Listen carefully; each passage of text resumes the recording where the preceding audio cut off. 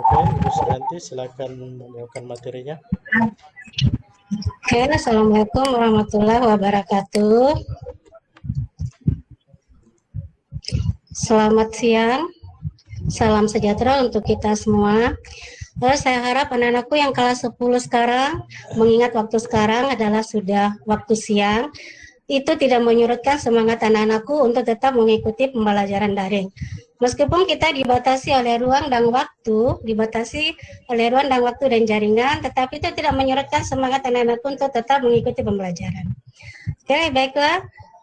Untuk pertemuan selanjutnya, perlu saya informasikan kepada anak-anakku bahwa guru yang mengajar di kelas 10 ini kami ada berdua, saya Ibu Suryanti dan Ibu Haja Suhartini. Nah, untuk materi pertama, kita akan membahas tentang teks laporan hasil observasi. Barangkali materi ini pernah kalian dapatkan waktu di SMP di sekolah kemarin.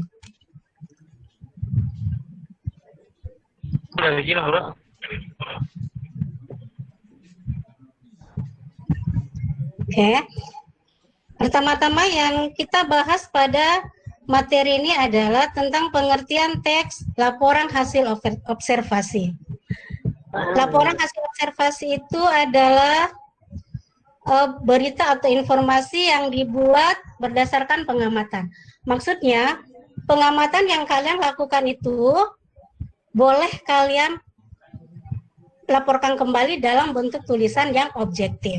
Nah, salah satu sifat laporan hasil observasi itu adalah harus bersifat objektif. Tuh, Ibu ulangi lagi ya. Jadi pengertian dari laporan hasil observasi itu adalah, biasa kami singkat menjadi laporan teks LHO, adalah laporan yang ditulis berdasarkan hasil pengamatan.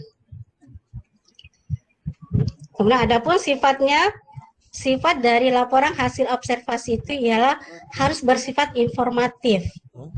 Artinya, informasi yang kalian dapatkan dari hasil pengamatan itu betul-betul merupakan informasi sesuai dengan fakta, bukan mengarang bebas, bukan mengarang seperti membuat cerpen atau novel, tapi betul-betul berdasarkan hasil pengamatan yang kalian teliti. Kemudian kedua, bersifat komunikatif. Artinya, komunikatif itu bahasa yang kalian tuliskan itu boleh bahasanya harus bersifat baku, tidak ada di dalamnya unsur-unsur karangan atau bersifat hayalan. Kemudian bersifat objektif. Objektif artinya betul-betul sesuai apa adanya yang kalian amati itu, itulah yang kalian tuliskan dalam bentuk laporan. Gitu ya. Nah, itu sudah masuk ke sifat teks LHO. Nah, untuk selanjutnya, struktur teks LHO. Nah, struktur teks LHO itu ada pernyataan umum. Biasanya pernyataan umum itu kalian mengemukakan dulu, misalnya kalian meneliti atau mengamati tempat wisata pada daerah kalian. Ambillah contoh, kalau mengamati itu wisata Bantimurung. Pernyataan umumnya kalian harus jelaskan dulu wisata Bantimurung itu terletak di mana. Wisata Bantimurung itu apa saja yang ada di situ. Jadi gambaran secara umumnya dulu, apa yang kalian amati pada tempat wisata tersebut. Gitu ya. Kemudian setelah pernyataan umum, masuk lagi paragraf ke selanjutnya itu ada deskripsi bagian. Nah, tadi kita lanjut ya. Kalau yang tadi kalian amati itu adalah tempat wisata, karena tadi kita terlanjur ke tempat wisata Bantimurung, sudah ada pernyataan umumnya, Bantimurung itu ada apa saja di situ. Kita masuk ke deskripsi bagian. Gambarannya, bagian-bagian yang ada pada tempat wisata itu. Misalnya, oh di Bantimurung itu ada air terjunnya. Kamu bisa menceritakan di situ bagaimana air terjun Bantimurung. Kalau perlu kalian tahu sejarahnya, bagaimana awalnya sampai air terjunnya ada di situ dan sebagainya. Jelasnya deskripsi bagian di situ dan apa adanya, bukan mengarang. Ya, dan tentu dengan fakta. Kemudian deskripsi manfaat.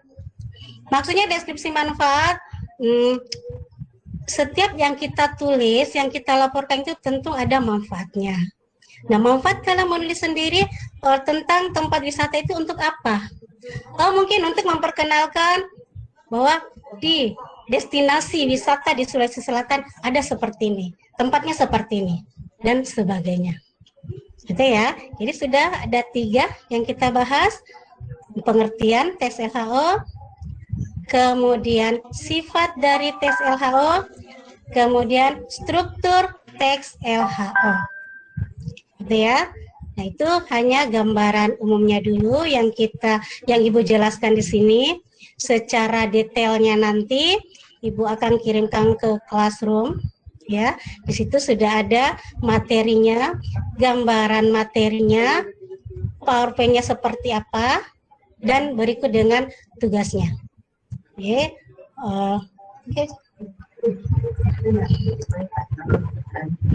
Atau barangkali ketiga yang Ibu jelaskan tadi ada yang mau ditanyakan? Jadi dari pengertiannya, kemudian sifatnya, kemudian struktur teks LHO. Oke. Bu, ya, silakan. bisa diulang itu tadi strukturnya yang anunya. Struktur dari teks LHO itu ada 3. 1, pernyataan umum. Jadi pada pernyataan umum artinya ya secara bahasa biasanya ya, pernyataan umum itu terletak pada paragraf pertama. Ya. Jadi selalu terletak pada paragraf pertama. Apa yang kamu tuliskan pada pernyataan umum? Karena pernyataan umum itu ditandai dengan kalimat seperti ini. Misalnya ya, karena tadi kita bahas tentang destinasi wisata Bantimurung, ya kamu bisa jelaskan seperti ini.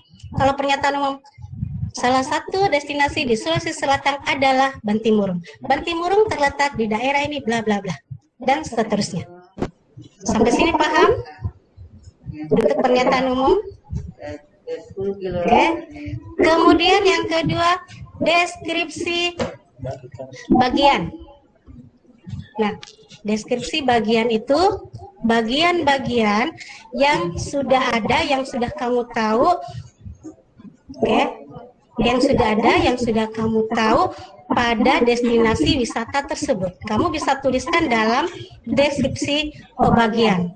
Jadi misalnya tadi Ibu sudah jelaskan tadi, di Bantimurung ada air terjunnya. Air terjunnya itu seperti ini. Kan kamu di sana sudah pernah melihat air terjunnya seperti apa. Jadi kamu bisa menuliskannya ya seperti apa yang kamu amati. Karena memang tes LHO itu harus ditulis berdasarkan pengamatan, bersifat objektif, bersifat fakta dan apa adanya. Kemudian masuk ke struktur yang ketiga, deskripsi manfaat.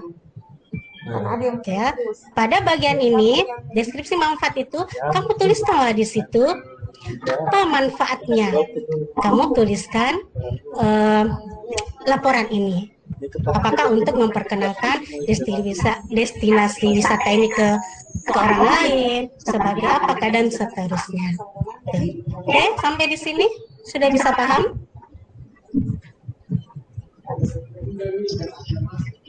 Bukan mem ya. Oke, bukan mem ya, saya Ibu. Ya. Oke ya, sekian sampai di sini dulu penjelasannya Ibu. Untuk selanjutnya Ibu kirim materinya di classroom ya, dan daftar hadirnya semoga oke.